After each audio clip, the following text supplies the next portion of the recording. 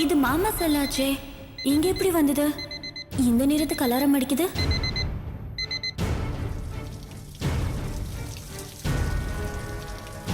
இந்த நேரத்துல யார் குளிக்கிறா?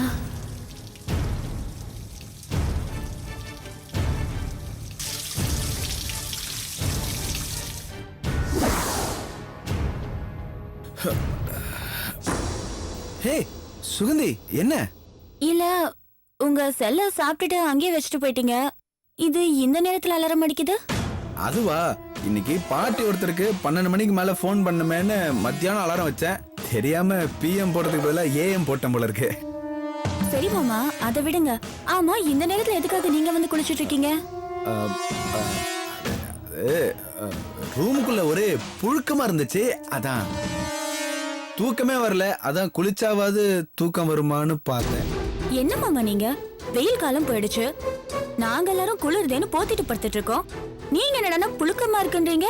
அதை விட சுகந்தி, குளிச்சதுக்கு போய் இவ்வளவு விசாரணையா? நேரமாச்சு பார், நீ போய் படுத்துக்கோ. செல்ல கொடு.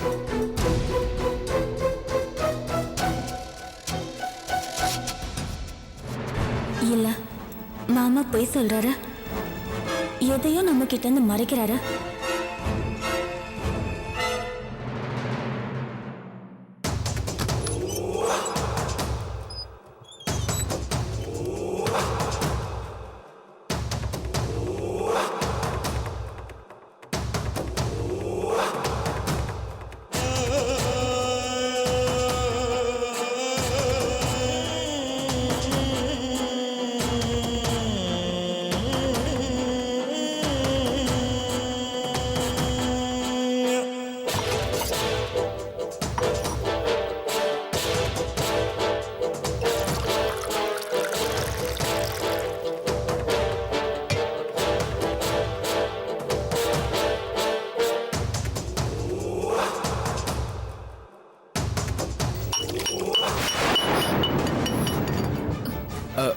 என்னங்க, என்ன சத்தம்? தெரியாம கை தவறி இந்த டம்ளர் கீழே விழுந்துருச்சு. நீ படுத்துக்கோ. அம்மா, நீங்க என்ன தூங்கல? இல்ல, தூக்கம் வரல. தினமும் இப்போ தூங்காம இப்படித்தான் கஷ்டப்பட்டு இருக்கீங்களா? என்ன இந்த நேரத்துல குளிச்சிருக்கீங்க? அதான் சொன்னல, ஒரே புழுக்கமா இருந்தது, அதான். ஏன் இப்படி போய் சொல்றீங்க? எனக்கும் புரியுதுங்க. எதுக்காக நீங்க இப்படி கஷ்டப்படணும்? நீங்க இப்படி கஷ்டப்படுறதை என்னால பார்க்க முடியல. தயவு செஞ்சு வேற ஒரு கல்யாணம் பண்ணிக்கோங்க. என்ன பெரிய நாயகி, இதை விட்டா உனக்கு வேற எதுவுமே பேச தெரியாதா? எனக்கு இதெல்லாம் ஒரு பெரிய கஷ்டமே இல்ல, நீ பேசாம படுத்துங்க. உங்க பெருந்தன்மை எனக்கு புரியுதுங்க. ஆனா நான் சுயநலமா இருந்து உங்களை கஷ்டப்படுத்திக்கிட்டு இருக்கேன். தயவு செஞ்சு நான் சொல்றது கேளுங்க. நீங்க வேற ஒருத்தி. போதும், நிறுத்து. திரும்ப திரும்ப நீ அதையே சொல்லிட்டு இருக்க. என் மனசு மாறவே மாறாது. இந்த ஜென்மத்துல எனக்கு பொண்டாட்டிங்கிறது நீதான். இதுக்கு மேல இத பத்தி பேசாத. பேசாம படு, தூங்கு. தூங்கு பெரிய நாயகி, ப்ளீஸ். படுத்துக்கோ.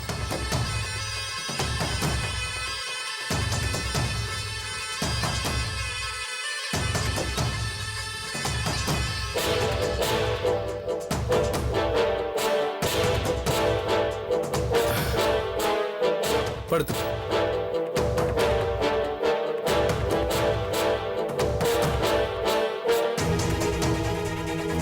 சூப்பர்டா பிரகாஷ். இந்த டிராமாவில் அக்கா தங்கச்சி 2 பேரையும் போல்ட் ஆக்கிட்டியே.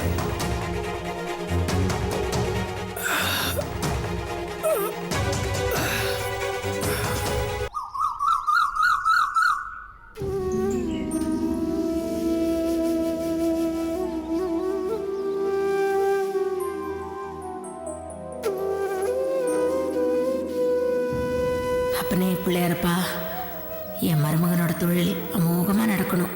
அவரோட இடம் நல்ல ரேட்டுக்கு விற்றதுனால வேண்டுதலை வேண்டுனபடி செஞ்சு முடிச்சிட்டோம் பிள்ளையாரப்பா. இனிமே எல்லா இடமும் இதே மாதிரி நல்ல விலைக்கே போகணும் பிள்ளையாரப்பா.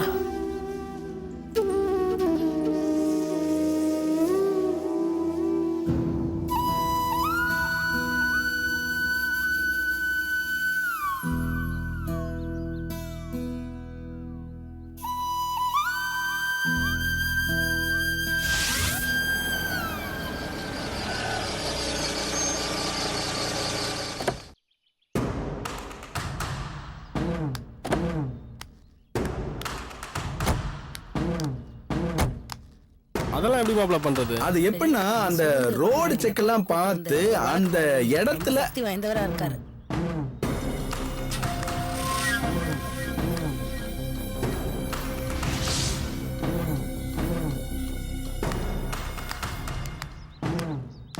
தம்பி, முதல்ல நீங்க என்ன மன்னிச்சிருங்க. நீங்க யாரும் தெரியாம உங்க மேல கை வச்சிட்டேன்.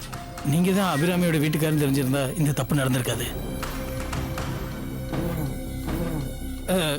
அது மட்டும் இல்லை தம்பி, நீங்க நினைக்கிற மாதிரி அபிராமி தப்பான பொண்ணு இல்லை, ரொம்ப நல்ல பொண்ணு. அதனால நீங்க டைவர்ஸுங்கிற முடிவுக்குலாம் போயிடாதீங்க. நீங்க 2 பேரும் சேர்ந்து வாழணும் தம்பி. ஹலோ, ஏதோ மன்னிப்பு கேட்டீங்க, அதோ விட்டுற வேண்டியதானே? எனக்கு ஆர்டர் போட நீங்க யாருங்க? தம்பி, உங்க கோவம் எனக்கு புரியுது. ஆனா விடுங்க. அந்த கடவுள் நம்ம குறைய கேட்டு தீத்தா தீக்கட்டும், இல்லனா விதிப்படி நடக்கட்டும். விருப்பமே இல்லாதவங்க கிட்ட நீங்க எதுக்கு கெஞ்சிட்டு இருக்கீங்க? வாங்க போலாம். ஒரு நிமிஷம் இருங்க. உங்களுக்கு அப்படி என்ன மனக்கவலை? ஏன் மச்சான் அபிராமியை ஏத்துக்கிறதுனால அது எப்படி தீரும்? அதெல்லாம் எதுக்குங்க, நாங்க கிளம்புறோம். வாங்க. ஏங்க இருங்க. ஏதோ நீங்க உங்க பாட்டுக்கு ஏதோ சொல்லிட்டு கிளம்புறேன்னா எப்படிங்க? ஆமாங்க, உங்க மன குறை தீர்றதுக்கும் இவன் அபிராமியை ஏத்துக்கிறதுக்கும் என்ன சம்பந்தம்? அத சொல்லிட்டு போங்க. அது இல்லம்மா. ஏன் தயங்குறீங்க இப்போ? எதுவா இருந்தாலும் சொல்லுங்க. நீங்களே சொல்லுங்க. இல்ல, அது வந்து வேற வழி இல்ல, சொல்லுங்க. அது அது வந்து என்ன? எங்க அபிராமி நிரந்தரமா எங்க குடும்பத்துக்குள்ள வந்துருவாளோன்னு பயமா இருக்குது. உங்க குடும்பத்துக்கு வந்துருவாளா? நீங்க என்ன சொல்றீங்க? ஆமாங்க, அந்த அபிராமியோட திட்டமே என் தம்பி வருண கல்யாணம் பண்ணிக்கிட்டு எங்க சொத்து சுகங்கள் எல்லாத்தையும் அபகரிக்கணுங்கிறது தான். இதுக்கு அவங்க அப்பா அம்மாவும் உடந்தையா இருக்காங்க. ஏங்க என்னங்க சொல்றீங்க? இப்பதான் அபிராமி ரொம்ப நல்ல பொண்ணு அப்படி இப்படின்னு பேசுனீங்க. இல்லைங்க, அவளை பத்தி நல்ல விதமா சொன்னா நீங்க ஏத்துக்குவீங்க. அதனால அவ எங்க வீட்டுக்கு வரத தடுத்துடலான்னு பார்த்தோம். ஆனா நீங்க என்னடான்னா எடுத்த உடனே கோவமா பேசிட்டீங்க. அதான் வேற வழி இல்லாம எங்க மனசுல உள்ள உண்மையான பயத்தை சொல்ல வேண்டியதா போயிடுச்சு. ஏமா உன் தம்பி ஏற்கனவே டைவர்ஸ் ஆனவன், என் புள்ளையும் அவளை டைவர்ஸ் பண்ண போறான். அதுக்கப்புறம் அவளும் அவனும் கட்டிக்கிட்டா உனக்கு என்னமா போச்சு? ஏன் இவளை விட வசதியான பொண்ணை பாக்குறீங்களா? சேச்சே, அப்படிலாம் இல்லம்மா. எங்க கிட்ட இல்லாத வசதியா? ஏழை பொண்ணா இருந்தாலும் பரவாயில்ல, ஒழுக்கமான குடும்பத்துல இருந்து நல்ல பொண்ணா தான் எதிர்பார்க்கிறோம். அப்ப அபிராமி என்ன தப்பான பொண்ணு சொல்ல வரீங்களா? அப்ப அவங்க குடும்பம் தப்பான குடும்பம்னு சொல்றீங்களா? இன்னும் என்ன தம்பி, எந்த ஒரு நல்ல பொண்ணாவது புருஷனை அடுத்தவன் அடிக்கும் போது பார்த்துட்டு சும்மா இருப்பாளா? இவளும் என் தம்பியும் மேலூர் போனதுனால தானே பிரச்சனையே வந்துச்சு. அப்படி இருக்கும்போது அந்த பிரச்சனை இருக்கிற வீட்டுல வந்து ஒரு நல்ல பொண்ணு தங்குவாளா? இது கூட பரவாயில்ல தம்பி. அவளை பெத்த அப்பா அம்மா என்ன பண்ணிருக்கணும்? ஏமா அபிராமி, இவ்ளோ பிரச்சனை ஆயிடுச்சு, இங்கெல்லாம் தங்காத, வாமா வீட்டுக்கு போயிடலான்னு கூட்டிட்டு போயிருக்கணும்ல. அதுவும் செய்யல. எப்படியோ அவ இங்கேயே தங்கி இருந்து என் தம்பி மனச கலைச்சு சொத்தை எல்லாம் அபகரிக்கணுங்கிறதா அவங்களோட திட்டமே. தம்பி, நீங்களும் அடிக்கடி வந்து அபிராமி, எங்க அம்மா என்ன வெறுத்தாலும் பரவாயில்ல, நம்ம தனி கொடுத்தனும் போயிடலான்னு சொன்னீங்களாமே. அது கூட வந்து அவ சொல்லிதான் தம்பி எனக்கு தெரியும். நான் கூட சொன்னேன், ஏமா நல்ல விஷயம் தானே, அவர் பெத்த அம்மாவையே மீறி உன் கூட தனி கொடுத்தன வரேன்னு சொல்றாரு, போக வேண்டியது தானேன்னு சொன்னேன். அதுக்கு அவ என்ன சொன்னா தெரியுமாப்பா? இல்லக்கா, நான் ஏதோ உணர்ச்சி வசப்பட்டு அவசரத்துல நான் அவரை கல்யாணம் பண்ணிக்கிட்டேன். இப்பதான் நான் பக்குவமா இருக்கேன். அவர் கூட சேர்ந்து வாழ்றதுல இனிமே எந்த பிரயோஜனமும் இல்ல. என் மனசுல நான் வேற ஒரு வாழ்க்கையை பத்தி யோசிச்சுட்டு இருக்கேன்னு சொல்றா.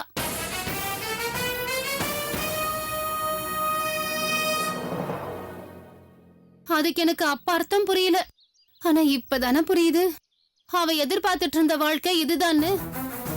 இத பாருங்க, உங்களால முடிஞ்சா இப்படி ஒரு தப்பானவ கிட்ட இருந்து என் தம்பிய காப்பாத்தி கொடுங்க. இல்லன்னா பரவாயில்ல, எங்க தலையில என்ன எழுதிருக்கோ அதுபடியே நடக்கட்டும்.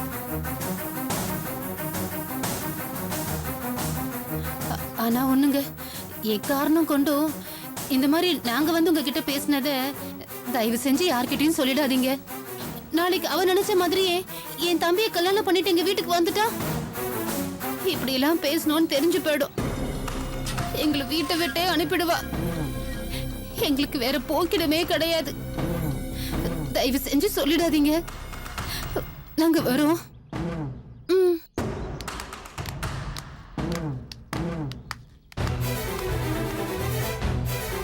படிப்பலாம்.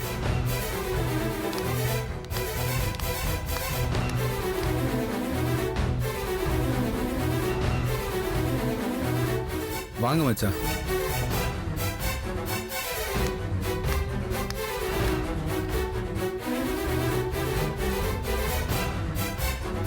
கல்யாணம் வாடா.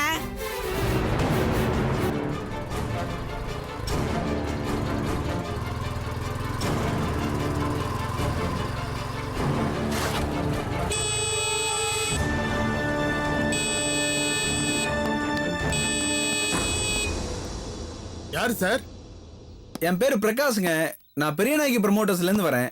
இந்த கெஸ்ட் ஹவுஸ் சேல்ஸ் விஷயமா ஓனர்கிட்ட பேசியிருந்தேன். ஓ, நீங்க தானே அது? குணசீல முதலாளி சொல்லி இருந்தாரு நீங்க வந்தா வீட்டை சுத்தி காட்ட சொல்லி. வாங்க சார், வாங்க சார், வாங்க. சார் இங்கே நில்லுங்க, நான் போய் சாவி எடுத்துட்டு வந்தேன். சரி, போய் எடுத்துட்டு வாங்க. மாப்ள, இந்த கெஸ்ட் ஹவுஸ் யாரோடது? இதுவா, அபிராமி வேலைக்கு போயிட்டு இருக்கால, அந்த கம்பெனி ஓனரோடது. அபிராமி ஓனர் தான். என்ன மாப்ள, நீங்க முதல்ல சொல்லிருக்கூடாதா? முதல் பிசினஸ் அவ சம்பந்தப்பட்டதா இருக்கணும். ஏன் மச்சான் தேவையில்லாம கோவப்படுறீங்க? இது நான் அவ சொத்தா என்ன? அவ முதலாளி சொத்து தானே. நமக்கு பிசினஸ் தான் முக்கியம். சொத்து யாரோட இருந்தா நமக்கு என்ன? வாங்க. என்ன சார், வீட்டெல்லாம் நல்லா சுத்தி பாத்தீங்களா? பிடிச்சிருக்கா? அந்த தென்னை மரம், வாழை மரம் எல்லாம் எங்க முதலாளி வச்சது சார். இந்த ரசனை வேற யாருக்கும் வராது சார். எங்க முதலாளிக்கு மட்டும்தான் வரும். என்ன பிடிச்சிருக்குதா? எங்க முதலாளிக்கு நல்ல விலைக்கு வித்து கொடுத்துருவீங்கல்ல? வித்துலாம். ஆனா இவ்வளோ நல்ல இடத்த ஏன் உங்க முதலாளி விற்கிறாரு? அவருக்கு பண கஷ்டமும் கிடையாது. இந்த ராசி இல்ல வாஸ்து அப்படின்னு ஏதாவது காரணம் இருக்கா? ஏன் இதெல்லாம் கேட்கறேன்னா, தெரிஞ்சுனா அதுக்கேற்ற மாதிரி பாட்டி கொண்டு வருவேன். அதுக்குதான். ஒரு பிரச்சனையும் இல்லை சார். ஆனா எங்க சின்ன முதலாளியால தான் இதை விற்கிறதுக்கே ஏற்பாடு பண்றாரு. அவராலையா? புரியலையே. அட ஆமா சார், பெரிய முதலாளி தங்கமான மனுஷன். ஆனா சின்ன ஒரு டாக்டருக்கு படிச்சுட்டு கல்யாணம் ஆனதுக்கு அப்புறம் குடிகாரரா மாறி வந்த பொண்ணை டார்ச்சர் பண்ணி அந்த பொண்ணுக்கு ஒரு குழந்தை பிறந்ததுக்கு அப்புறம் டைவர்ஸ் பண்ணிட்டு போயிடுச்சு சார். அதுக்கப்புறம் அவர் இன்னும் அதிகமா குடிக்க ஆரம்பிச்சிட்டாரு. தினம் தினம் குடிச்சிட்டு தப்பான பொண்ணுங்களை இங்க கூட்டிட்டு வந்து விடிய விடிய கூத்தடிச்சிட்டு போவாரு சார். அதே மாதிரி பெரிய முதலாளிகிட்ட வேலை செய்யற ஒரு பொண்ணை செட் பண்ணிட்டாரு சார். அது ஆபீஸ்ல இருந்து பகல்ல இங்க கூட்டிட்டு வந்து கூத்தடிச்சுக்கிட்டு இருந்தாரு சார். அதுவும் பாவம் புருஷனை பிரிஞ்சு வந்து அவங்க அப்பா அம்மா வீட்டுல இருந்து வேலைக்கு வந்துகிட்டு இருந்துச்சு. இந்த விஷயம் அந்த பொண்ணு வீட்டுக்கு தெரிஞ்சு பெரிய பிரச்சனை ஆகி போச்சு. பொட்டியை தூக்கிக்கிட்டு முதலாளி வீட்டு அவுட் ஹவுஸ்ல வந்து தங்கிடுச்சு சார். அப்பாவது அவர் சும்மா விட்டாரா? இன்னும் அதிகமா தான் பண்றாரு. அவுட் ஹவுஸ்ல தங்குனதுனால அவருக்கு ரொம்ப வசதியா போச்சு. அங்க அப்பா அக்கா குழந்தை மாமா எல்லாம் இருந்ததுனால இங்க கூட்டிட்டு வந்துருவாரு. பெரிய முதலாளி எவ்வளவோ சொல்லி பார்த்தாரு, இவர் கேட்கிற மாதிரியே தெரியல. சரி இந்த வீட்டை வித்தாலாவது அவருடைய கொட்டம் கொஞ்சமாவது குறையுமான்னு பாக்குறாரு. ஆனா நான் சொல்றேன் சார், அட இந்த இடம் இல்லைன்னா என்ன சார், வெளியே ஹோட்டல் லாட்ஜ்னு இல்லாமலா இருக்கு. மச்சான் உங்க செல்ல கொடுங்க.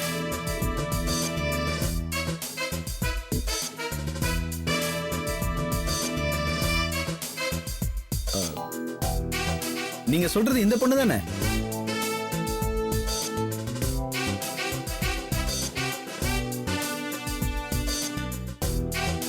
ஆமா சார், இதே பொண்ணுதான். யோ நல்லா பார்த்து சொல்லியா, இந்த பொண்ணா என்ன? என்ன சார் நீங்க, அந்த பொண்ணு எத்தனை தடவை இங்க வந்து போயிருக்குது எனக்கு தெரியாதா என்ன? ரொம்ப நல்ல பொண்ணு சார். போகும்போதெல்லாம் 50 100ன்னு எனக்கு பணம் கொடுத்துட்டு போகும். ஆமா, இந்த பொண்ணோட போட்டோ அவரு செல்லுக்கு எப்படி சார் வந்துச்சு? சார் அப்படின்னா உங்களுக்கு இந்த பொண்ணு தெரிஞ்ச பொண்ணா சார்? ஐயோ நான் வேற உளறி கொட்டிட்டேனே. சார் சார் தயவு செஞ்சு நான் தான் சொன்னேன்னு வெளியே சொல்லி பிரச்சனை பண்ணிடாதீங்க சார். நான் புள்ள குட்டிக்காரன் சார். பெரிய இடத்து பொல்லாப்பெல்லாம் தாங்குற அளவுக்கு சக்தி கிடையாது சார். மச்சான் மச்சான் யோ சொல்லி கொடுத்ததோட சூப்பரா நடிச்சிட்டியா? அப்படியே வச்சுக்கோ. சரி சார் வாங்க சார்.